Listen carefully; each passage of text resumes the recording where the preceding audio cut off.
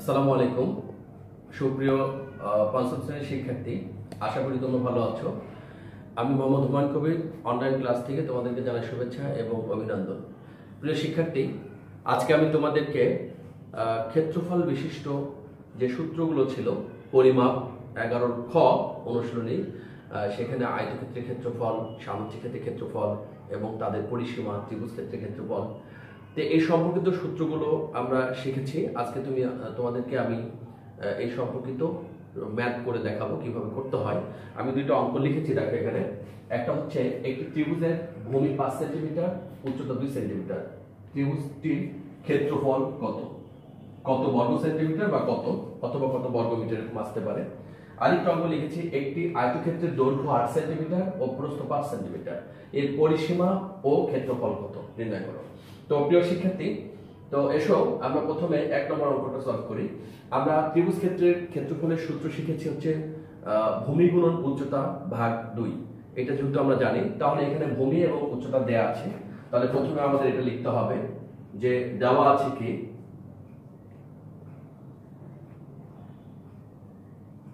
দেওয়া আছে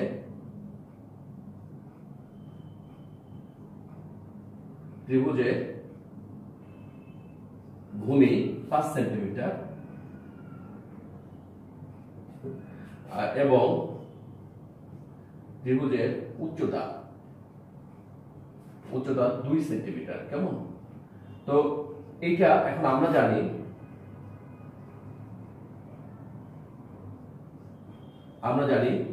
ত্রিভুজ ক্ষেত্রের ক্ষেত্রফল, ত্রিভুজ ক্ষেত্রের ক্ষেত্রফল সমান ভূমি গুণন উচ্চতা ভাগ 2। এখানে আমরা লিখবো বর্গ একক। হ্যাঁ, এখানে লিখবো আমরা কি বর্গ একক। যেহেতু আমরা এখন মান বসাইনি, মান যদি বসে আমরা 5 এবং 2, তাহলে 5 গুণন 2 ভাগ 2, এটা হচ্ছে বর্গ সেন্টিমিটার। যেহেতু সেন্টিমিটার এককে ছিল তাই আমরা সেন্টিমিটার লিখলাম। তাহলে এখন 2 যদি কেটে দিই তাহলে হবে অথবা 5 গুণ 10, 10 কে 2 দিয়ে ভাগ করব। এখানে যেহেতু 2 কাটাকাটি যাচ্ছে, তাহলে 2 আমরা কেটে দিই, অথবা তুমি করতে পারো 5 গুণ 10 পরে 2 দিয়ে ভাগ করবে। তাহলে 2 কেটে গেলে, অথবা এখানে আমরা 5 গুণ 10 ভাগ 2 এত বর্গ সেন্টিমিটার, তাহলে 5 বর্গ সেন্টিমিটার এটাও করতে পারি, অথবা আমরা কেটে দিতে পারি। তো প্রিয় শিক্ষার্থী, এরকম সহজ অঙ্কগুলো তোমাদের জন্য আসতে পারে, আবার এরকম চেঞ্জ করেও আসতে পারে, সেটাও আমি দেখাবো। তো এই সহজটা প্রথমে দিয়ে শুরু করলাম। তাহলে এটা হচ্ছে আমাদের উত্তর 5 বর্গ সেন্টিমিটার। কেমন? তাহলে অঙ্কটা আশা করি অনেক সহজ লেগেছে এবং তোমরা বুঝতে পেরেছো। এবার আমরা 2 নম্বরটা করব। 2 নম্বর হচ্ছে একটি আয়তক্ষেত্রের দৈর্ঘ্য 8 সেন্টিমিটার, প্রস্থ 5 সেন্টিমিটার, এর পরিসীমা ও ক্ষেত্রফল কত। তাহলে আমরা এখন সেটা করব, এটা করব। তাহলে এটা আমরা লিখি এখন যে দেওয়া আছে কি,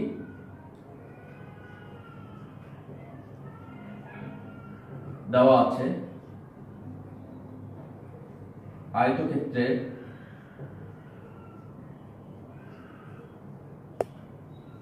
দৈর্ঘ্য 8 সেন্টিমিটার। কেমন? এবং আয়তক্ষেত্রের প্রস্থ 5 সেন্টিমিটার। তাহলে আমরা জানি দুইটা জিনিস এখানে চেয়েছে, একটা পরিসীমা বের করতে বলেছে আর একটা ক্ষেত্রফল বের করতে বলেছে। তাহলে আমরা জানি আয়তক্ষেত্রের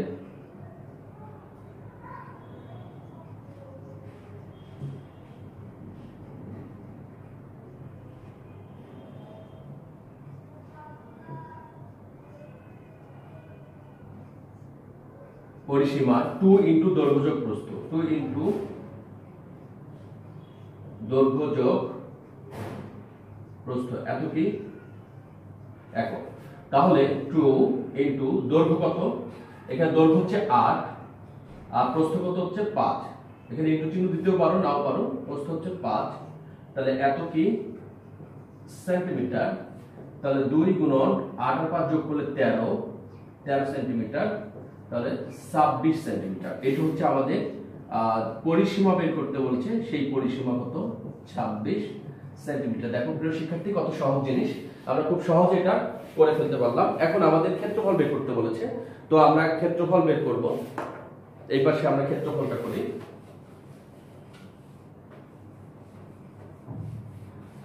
এই পাশে আমরা ক্ষেত্রফলটা করি। এখন আয়তক্ষেত্রের ক্ষেত্রফলের সূত্র কি? আবার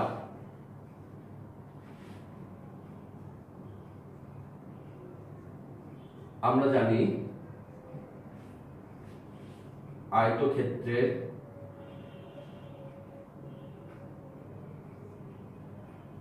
ক্ষেত্রফল দৈর্ঘ্য গুণন প্রস্থ। কেমন? দৈর্ঘ্য গুণন প্রস্থ এত বর্গ একক, বর্গ একক। তাহলে দৈর্ঘ্য কত?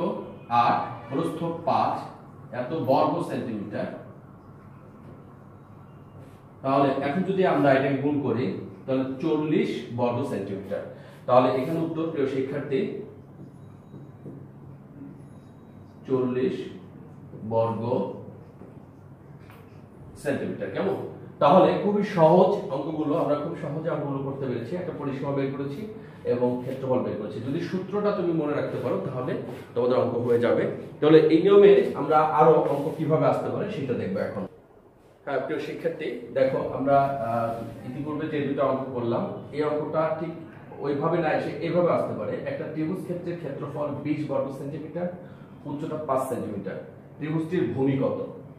আবার হতে পারে একটি আয়তক্ষেত্রের ক্ষেত্রফল 150 বর্গ সেন্টিমিটার ও প্রস্থ 10 সেন্টিমিটার, আয়তক্ষেত্রের দৈর্ঘ্য কত সেন্টিমিটার এবং পরিসীমা কত? এটাও প্রিয় শিক্ষার্থী আমাদের আসতে পারে এখানে। তাহলে আমরা এই অঙ্কটা করি।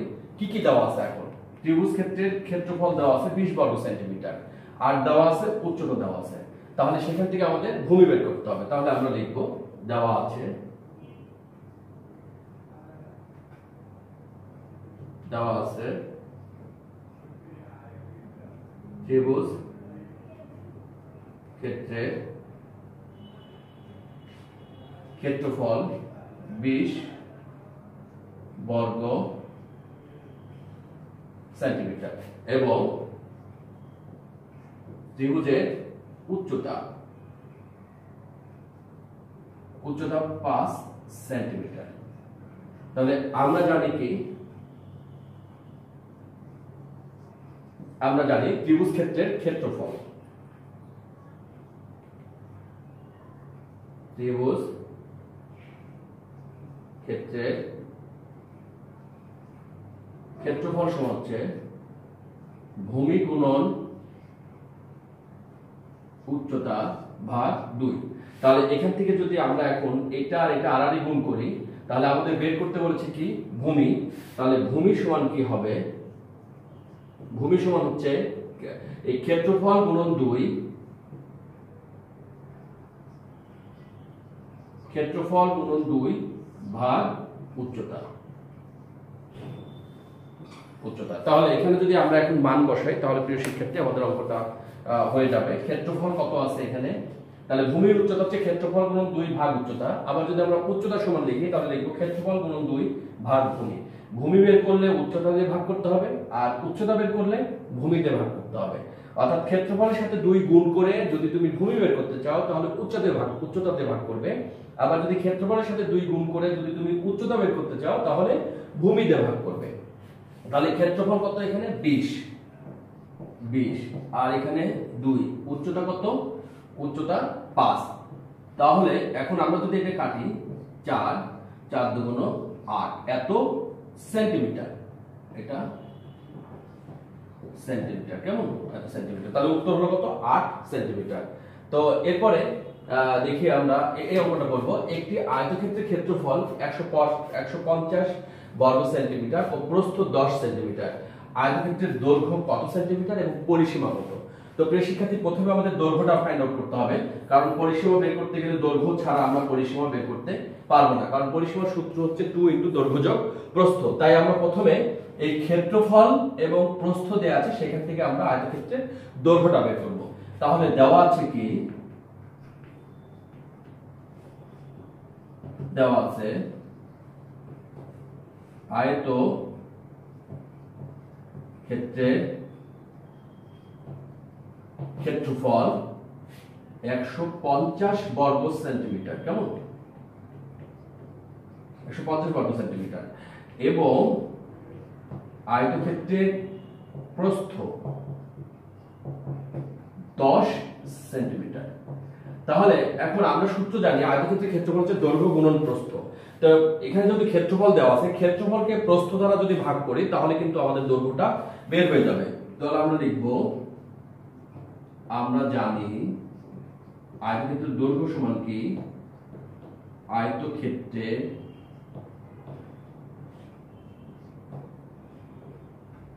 দৈর্ঘ্য সমান আয়তক্ষেত্রের ক্ষেত্রফল, আয়তক্ষেত্রের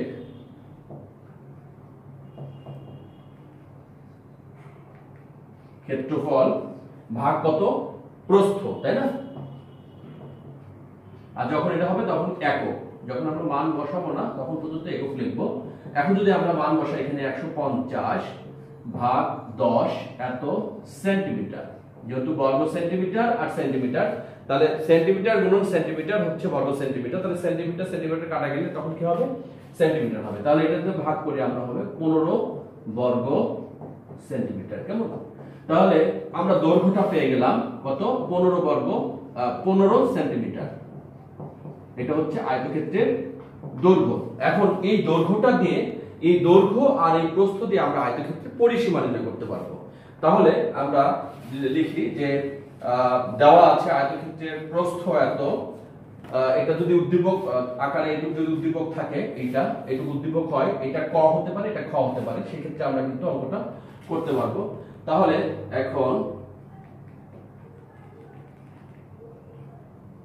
আয়তক্ষেত্রের দৈর্ঘ্য 15 সেন্টিমিটার এবং আয়তক্ষেত্রের প্রস্থ 10 সেন্টিমিটার। কেমন? তাহলে আমরা জানি পরিসীমা যেহেতু বের করতে বলেছে, আমরা জানি আয়তক্ষেত্রের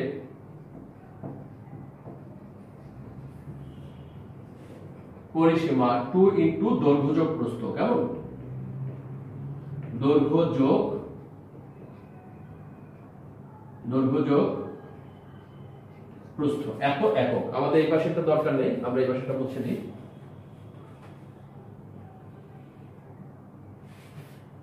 এত একক। তাহলে 2 ইন্টু দৈর্ঘ্য কত, আমাদের দৈর্ঘ্য পেয়েছি হচ্ছে 15, প্রস্থ পেয়েছি 10 এত সেন্টিমিটার। তাহলে এখন 2 ইন্টু 25 সেন্টিমিটার, এটাকে 2 দিয়ে গুণ করি আমরা, তাহলে 50 সেন্টিমিটার। তো প্রিয় শিক্ষার্থী, এটার উত্তর হচ্ছে পরিসীমা পেলাম আমরা কত, 50 সেন্টিমিটার। তাহলে এইভাবে আমাদের অঙ্কটা আসতে পারে। দৈর্ঘ্য প্রস্থ দেয়া থাকলে ক্ষেত্রফল বের করতে পারে বা পরিসীমা বের করতে বলতে পারে।